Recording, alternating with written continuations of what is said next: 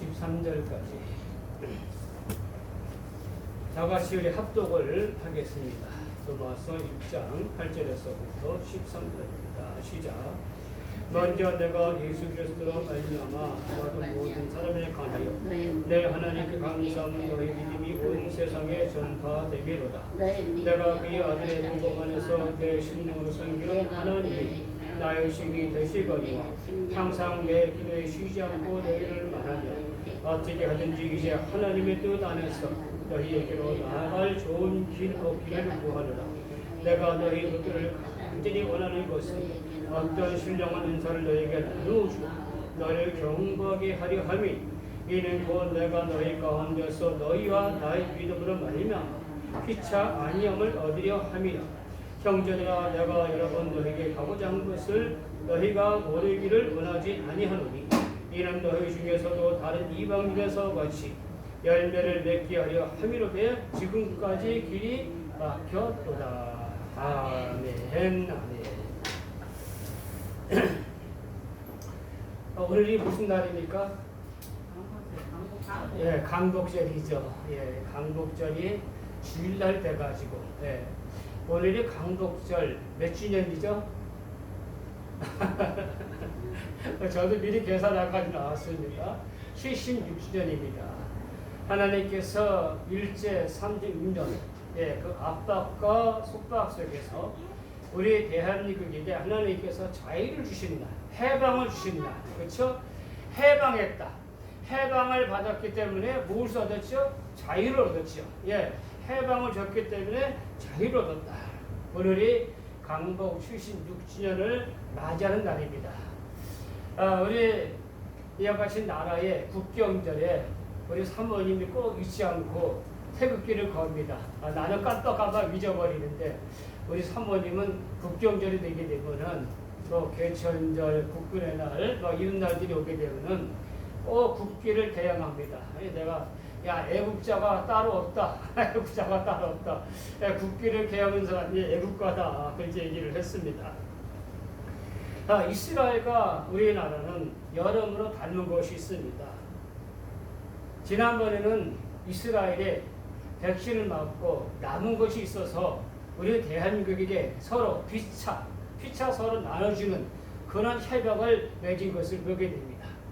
그래서 이스라엘 사람들이 맞고 난 그 백신을 남은 백신을 우리나라에게 먼저 주고 나중에 이스라엘이 필요할 때 우리나라에서 다시 되갚는 걸로 그런 협약을 체결했습니다. 아마 미국이라든지 다른 나라 위에는 이스라엘이 유일하게 우리와 그런 계약을 맺은 것으로 알고 있습니다. 이스라엘 사람하고 우리 대한민국하고는 뭔가 피로 맺은 혈연은 아니지만은 굉장히 끈끈한 그런 혈연을 가지고 있습니다. 이스라엘과 우리나라는 이민족의 침략으로 나라를 잃었다가 다시 되찾은 강복 기쁨을 함께하는 나라입니다. 우리가 성경에도 보게 되면 이스라엘이 애굽 땅에서 지금이 이집트죠. 400년 동안 종로를 타다가 모세 영도에 강복을 얻지 않습니까? 그렇죠? 그래서 우리나라가 일제 30년 동안 일제의 압박 속에 설 때에 교회에서 가장 많이 설교한 것이 바로 이 출애굽기입니다. 그래서 이를 제국주의자들은 교회에서 이 출애굽기 설교하는 것을 제일 싫어했습니다.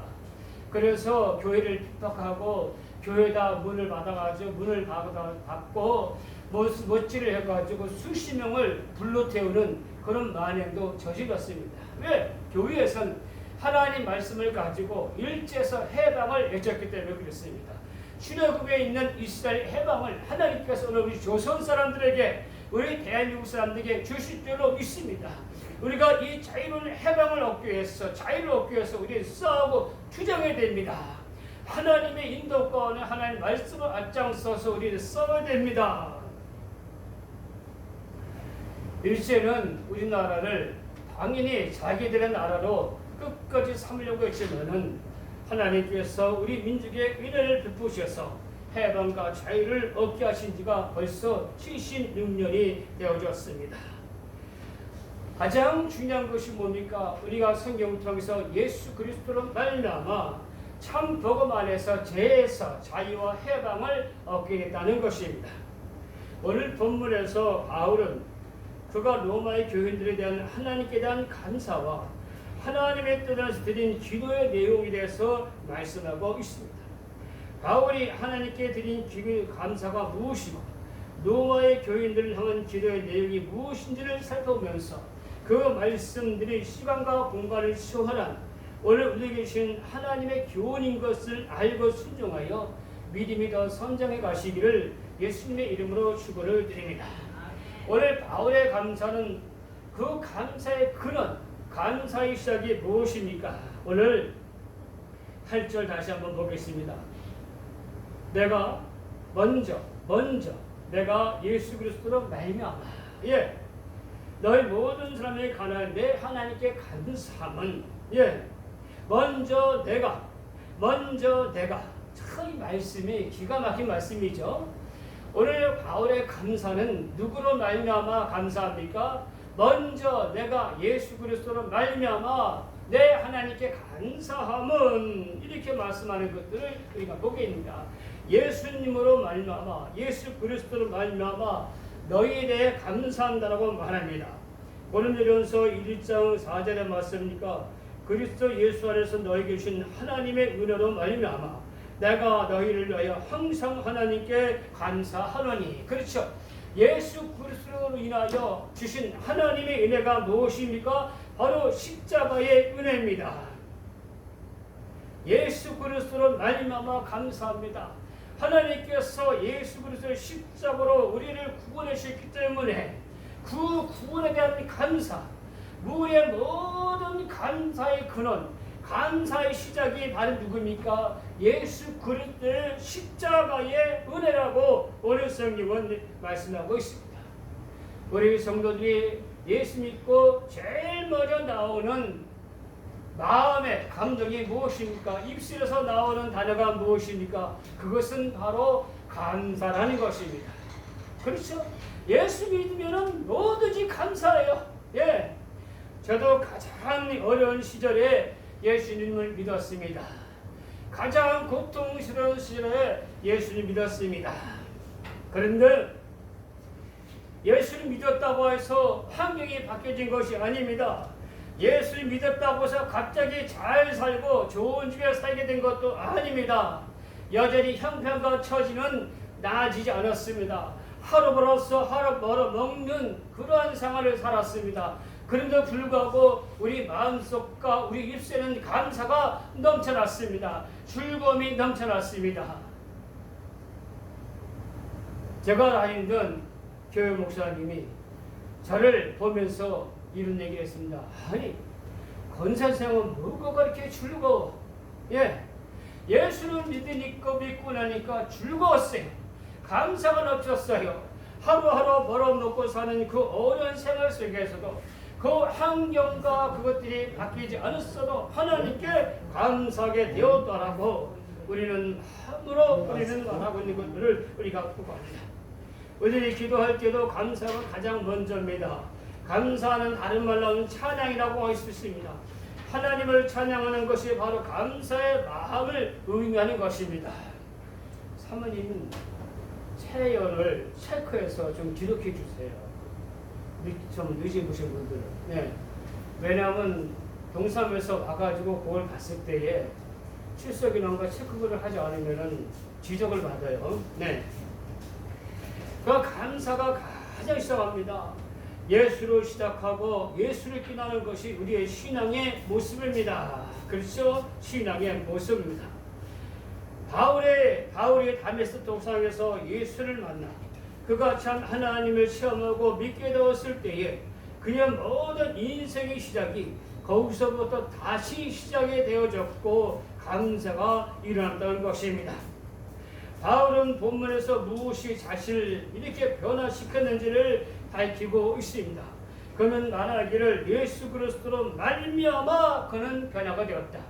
바울이 다메섹 도상에서 예수님을 만났을 때에 그는 삶의 변화가 되었습니다. 미워하던 자가 고마운 자가 됐고 불평과 원망이 감사가 되었고 사랑할 수 없던 사람을 사랑하게 했고 예수 믿는 자를 죽이는 자가 자신 예수를 위하여 죽는 자가 되었더라고 성경은 말씀하고 있습니다.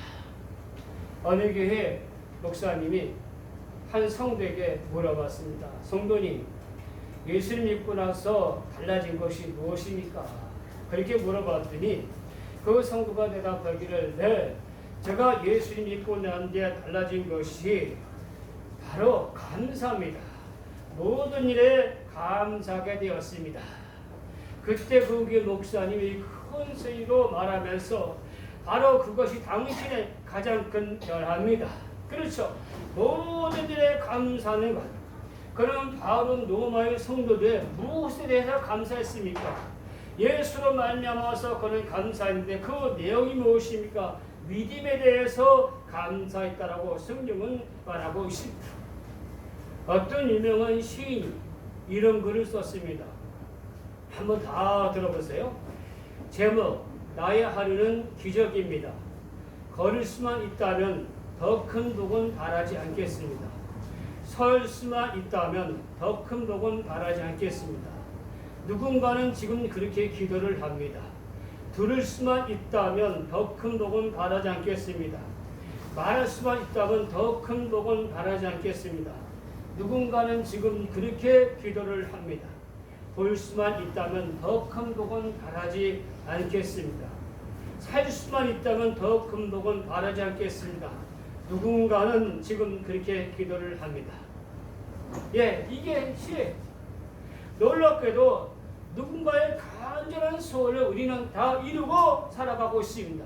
듣고 보고 지금 우리는 살아가고 있습니다.